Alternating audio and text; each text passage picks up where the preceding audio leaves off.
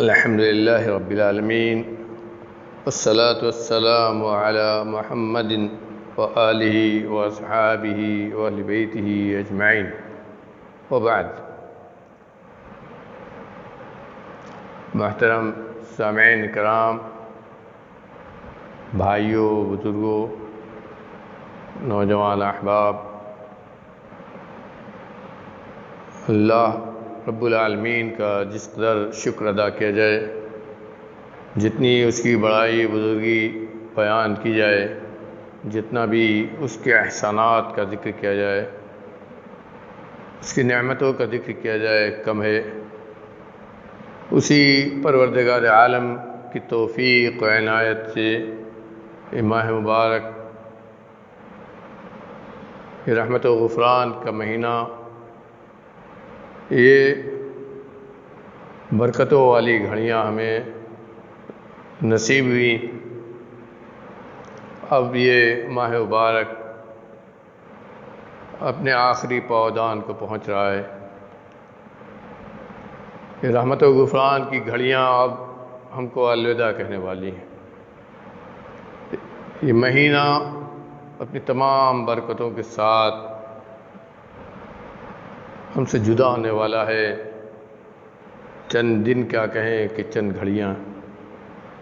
کسی کو نہیں معلوم کہ اگلے سال پھر یہ ماہ مبارک اسے نصیب ہوگا یا اگلا رمضان آنے سے پہلے اس کا نام کے ساتھ رحمت اللہ علیہ لگ جائے گا، اس کا شمار اہل قبور میں ہونے لگے گا. عمل کے ذریعے نیکی کمانے کے راستے بند ہو چکے ہوں گے. پروردگار عالم سے ہم سب مل کر یہی دعا کریں، رب العالمین، ہم نے جو بھی ٹوٹی پھوٹی باتیں کی ان دنوں میں، جو تو نے ہمیں عنایت کیا تھا، تیری دی ہوئی گھڑیوں کو ہم نے جو تیری عبادت میں استعمال کیا، ان تمام ہماری عبادتوں کو تو قبول فرما لے. ان تمام ہماری عبادتوں کو نیکیوں کی میزان میں ڈال دے. ہماری ان ٹوٹی پھوٹی عبادتوں کو پروردگار عالم جنت میں جانے کا ذریعہ، جہنم سے آزادی کا راستہ بنا دے. تیری رحم و کرم کی امید ہے. ہر پریشانی پر ہم تجھی کو یاد کرتے ہیں تو ہماری پریشانیوں کو آسان کر دے.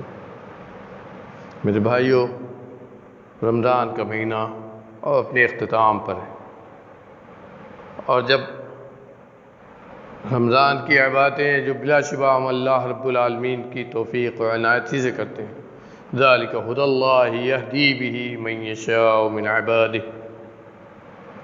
اللہ کی ہدایت ہے جس کو مل جائے، اسی کی توفیق ہے جس کی طرف اس کی عنایت ہو جائے. یہ مہینہ، یہ عبادتیں پوری کرنے کے بعد اللہ نے ہمیں ایک بہت بڑی خوشی اور بہت بڑا تحفہ ہمیں عطا کیا ہے، جو دن اللہ کے شعائر میں سے ہے، اس کی عظمتوں کی نشانیوں میں سے ہے، عید الفطر. یہ دن آنے سے پہلے جیسے رمضان ختم ہوتا ہے اور یہ اس دن کے لیے چاند نکلتا ہے عید الفطر کے لیے، تو وہاں سے دوسرے مسائل اور دوسرے احکام شروع ہوتے ہیں. رمضان کے اختتام پر سب سے پہلا حکم اللہ رب العالمین کا اور سب سے پہلا فریضہ جو مسلمانوں پر عائد کیا گیا، صدقہ فطر ہے. یہ صدقہ فطر جو ایک طرف رمضان میں اگر ہم سے کوئی غلطی ہو گئی، کوئی گناہ ہو گیا، روزے کے مخالف کوئی کام ہو گیا، تو اس سے صفائی ہو جائے ہمارے روزے کی، صدقہ فطر کے ذریعے اس کی صفائی ہو جائے، اللہ کے ہمارا روزہ پاک صاف ہو کر پہنچے. اور دوسرے ہمارے وہ بھائی جو غریب ہیں، جن کی روزی کو اللہ نے تنگ کر دیا ہے اپنی حکمت سے، اپنے عدل و انصاف سے، جو ہمارے آگے ہاتھ پھیلانے کے محتاج ہیں، ان کو اس دن میں، عید الفطر کے دن میں، ان کی محتاجگی دور ہو، وہ ہمارے آگے ہاتھ پھیلانے کے محتاج نہ رہیں، وہ بھی اس دن میں خوشیاں اسی طرح منائیں جیسے ہم مناتے ہیں. اسی لیے اسلام نے ہم لوگوں پر رمضان کے اختتام پر صدقہ فطر واجب کیا. یہ فرض ہے ہر مسلمان پر، صاحب نصاب ہونا ضروری نہیں، ہر مسلمان پر. اور آپ اپنے گھر میں جتنے لوگوں کو کھلاتے ہیں، جن کی روزی آپ کے ذمہ ہے، ان سب کی طرف سے آپ ادا کریں گے، اپنی طرف سے، اپنی بیوی بچوں کی طرف سے، اور مستقل کام کرنے والے آپ کے ہاں جو ہیں ان کی طرف سے، چھوٹا ہو کے بڑا، مرد ہو کے عورت، آزاد ہو کے غلام، سب کے طرف سے یہ صدقہ فطر واجب کیا گیا ہے۔ اور کتنا، نبی کریم صلی اللہ علیہ وسلم کی حدیث، حضرت عبداللہ ابن عمر رضی اللہ عنہ نے اپنی حدیث میں اس کو ایک ہی حدیث میں سارے مسائل بیان کر دیے۔ کتنا ادا کیا جائے گا؟ 1 سا کس چیز سے ادا کیا جائے گا؟ جو ہماری خوراک ہے، ان لوگوں کی خوراک کھجور، پنیر، جو، یہ ساری چیز تھیں، حدیث میں اس کا ذکر آیا ہے۔ اور حضرت ابو سعید خدری رضی اللہ عنہ کی حدیث میں طعام کا لفظ ہے، یعنی خوراک۔ اسی لیے علماء نے کہا ہے کہ جس جگہ جو خوراک ہو وہ اپنے خوراک سے 1 سا ادا کرے۔ 1 سا، یہ یاد ہمیں رکھنا چاہیے، یہ سا مدینہ کا سا مراد ہے، سا نبوی ہے، نبی کریم صلی اللہ علیہ وسلم کا سا ہے۔ اس سا کا نام ہم جب گیہوں سے تولیں گے تو 2 کلو 600 گرام کے آس پاس یہ سا کا بنتا ہے۔ یہ ناپنے کا آلہ ہے، سا کا گیہوں سے بنتا ہے 2 کلو 600 گرام، اور جب آٹا اس میں رکھیں گے تو 2.5 کلو کے آس پاس، 2 کلو 600 گرام یہ گیہوں سے بنتا ہے، لیکن جب ہم آٹا رکھتے ہیں تو وہ 2.5 کلو بنتا ہے۔ اتنا ہر فرد کی طرف سے ہر مستطیع کو دینا ہے، بلکہ شیخ الحدیث صاحب نے لکھا ہے، شیخ الحدیث وہاں مبارک پوری رحمۃ اللہ علیہ نے، کہ اگر کسی آدمی کے پاس 1 دن سے زیادہ کی خوراک ہو تو اسے بھی جتنا ہو اس حساب سے صدقہ فطر دینا چاہیے، تاکہ اس کے گناہ کی صفائی ہو جائے۔ اور اسے کب دیا جائے؟ اس کو عید کی نماز پڑھنے سے پہلے، عیدگاہ جانے سے پہلے کہا جاتا ہے، یا یہ کہا جائے عید کی نماز سے پہلے، من ابدا قبل جس نے صلاۃ عید، نماز عید سے پہلے ادا کر دیا تو یہ اس کا صدقہ فطر ہوا، اور اگر اس کے بعد کسی نے ادا کیا تو صدقہ فطر نہیں ہوگا، عام صدقات میں سے ہوگا۔ تو گویا یہ بندش بھی ہے، چاند نکلنے کے بعد، عید کا چاند نکلنے کے بعد سے لے کر عید کی نماز تک ادا کرنا یہ سب سے افضل ہے۔ لیکن اگر کہیں بیت المال کا نظام ہے، یا یہ کہ کہیں پیسہ کہیں اکٹھا کر کے صدقہ فطر اکٹھا کر کے تقسیم کیا جا رہا ہے، تو اس جگہ 2 دن پہلے بھی، 2-3 دن پہلے بھی آدمی اس جگہ دے سکتا ہے، تاکہ بانٹنے والے، تقسیم کرنے والے اپنے حساب سے اس کو تقسیم کر دیں، اپنے حساب سے اس کو تقسیم کر دیں۔ حضرت عبداللہ بن عمر رضی اللہ عنہ 2 دن پہلے نکال کر بیت المال میں دے دیتے تھے۔ یہ تھوڑی سی مختصر سی بات ہے صدقہ فطر کے تعلق سے۔ اس کے بعد مسئلہ آتا ہے عید کی نماز کا۔ اس تعلق سے ہم نے پچھلی 2 ملاقاتوں میں عید کی نماز کے مسائل کا، عید کی نماز کے طریقے کا مکمل ذکر کیا ہے۔ آج دوبارہ اس لیے ہم ذکر کرنا چاہتے ہیں، اس لیے کہ اس کے بعد بھی، 2 ملاقاتوں کے بعد بھی بہت سارے سوالات ہمارے پاس آئے، بہت سارے لوگوں نے طرح طرح کی باتیں پوچھی، اور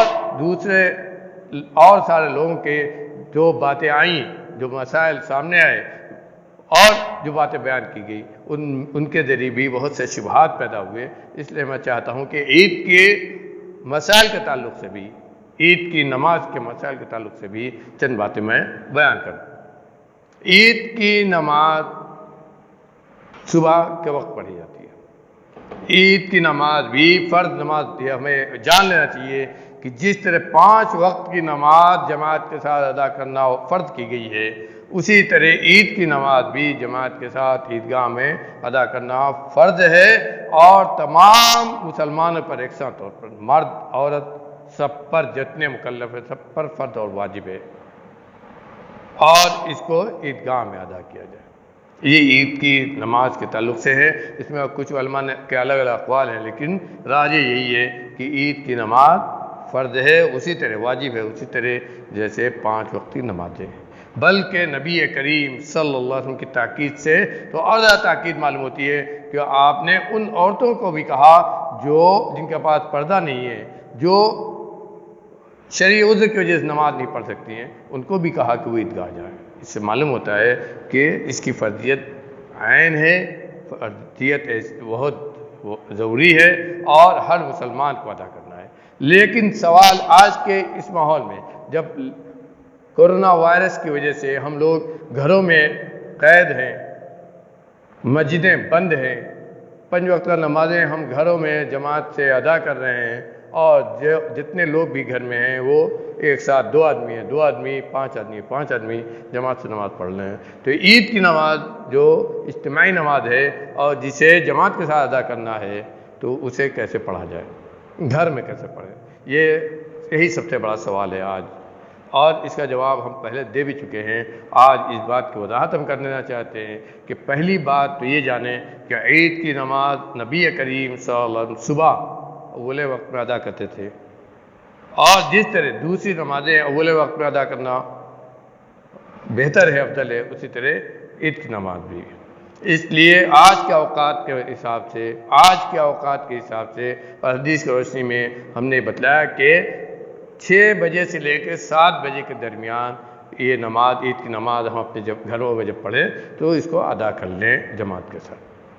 دوسری بات یہ کہ عید کی نماز کیسے پڑھی جائے، اس سلسلے میں بھی ہم بتا چکے ہیں کہ گھروں میں جتنے بھی افراد ہیں، کم یا زیادہ، عورت اور مرد مل کر جماعت کریں۔ پہلی رکعت میں 2 رکعت نماز اسی طرح ہم پڑھیں گے عید کی جیسے عیدگاہ میں پڑھتے ہیں۔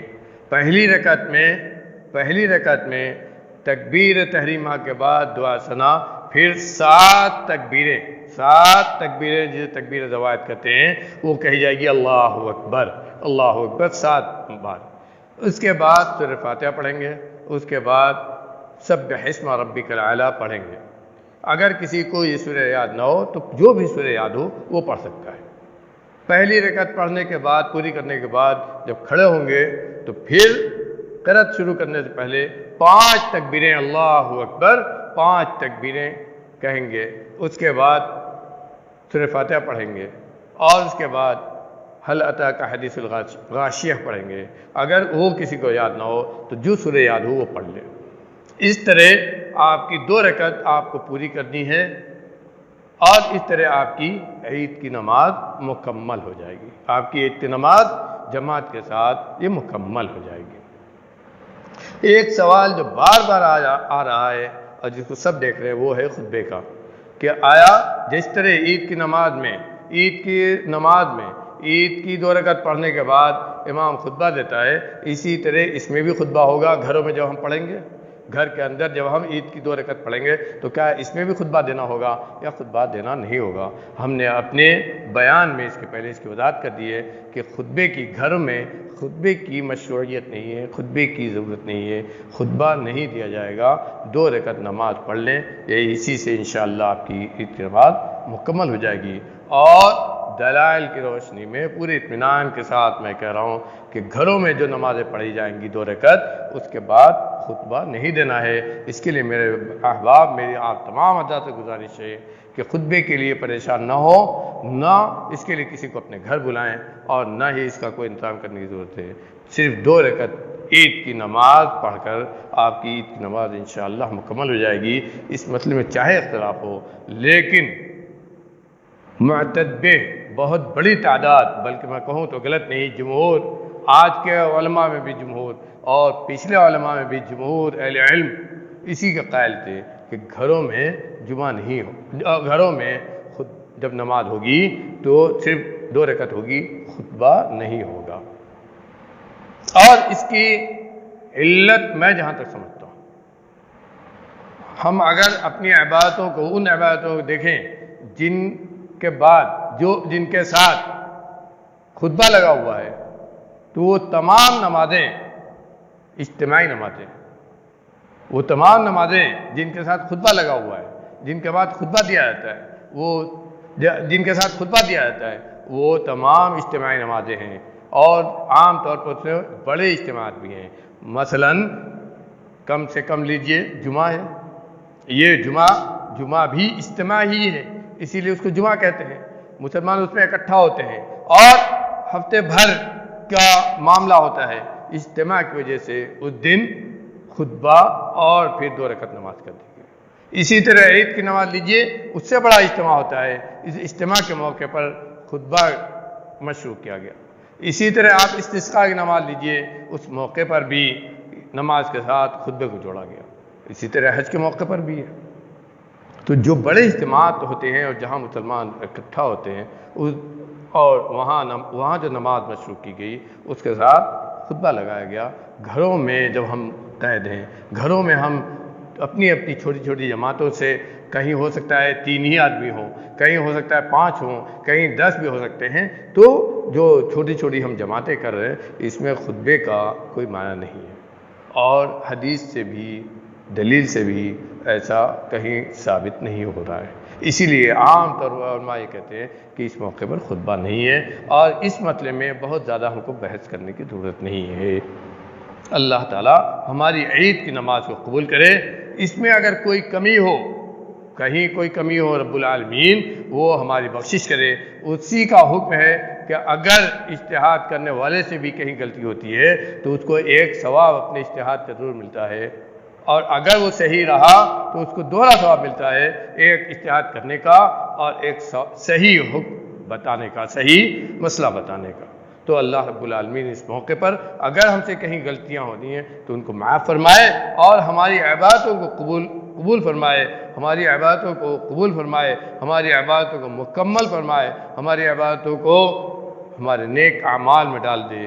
اور میرے بھائیوں، اس موقع پر ہم سب جب عید کی نماز اپنے گھروں میں ادا کریں گے تو میں کہوں گا کہ ہم سب عید کی نماز پڑھ کر اللہ کی تکبیر تحلیل، اس کی بڑائی بیان کریں، تسبیح و تحلیل کلمات کہیں، اور اسی کے ساتھ ساتھ رب العالمین سے انفرادی طور پر ہی صحیح ہم دعائیں بھی کریں، دعائیہ کلمات کہیں، اور اس پریشانی سے جلد سے جلد نجات کی دعا کریں۔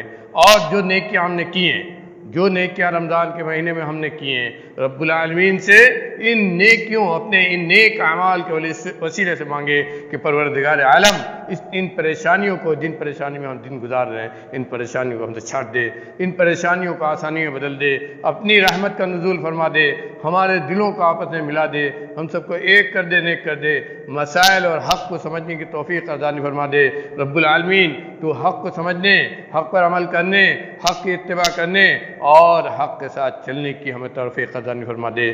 دین کی صحیح سمجھ عطا کر اور دین کے مطابق زندگی گزارنے کی توفیق عطا فرما دے۔ صحیح معنی میں ہمیں تو اپنے نبی کا چاہنے والا، اپنے نبی کی سنت پر عمل کرنے والا بنا دے۔ رب العالمین اپنے نبی کے دین کی سچی محبت ہمارے دلوں میں پیدا کر دے، تو وہ ہماری مغفرت فرما دے، ہم کو معاف فرما دے، ہمارے آل اولاد کو معاف فرما دے، ہمارے والدین جو گزر گئے ان کو معاف فرما دے، جو دنیا زندہ ہیں ان کو معاف فرما دے، ہم سب کو صحت و عافیت کی زندگی عطا کر دے، دنیا جب تک زندہ رکھ، اسلام پر قائم رکھ، اور جب اس دنیا سے جانے کا وقت آئے تیرا کلمہ لا الہ الا اللہ ہماری زبان پر ہو۔ اقول قولی ھذا واستغفر اللہ لی ولکم ولسائر المسلمین۔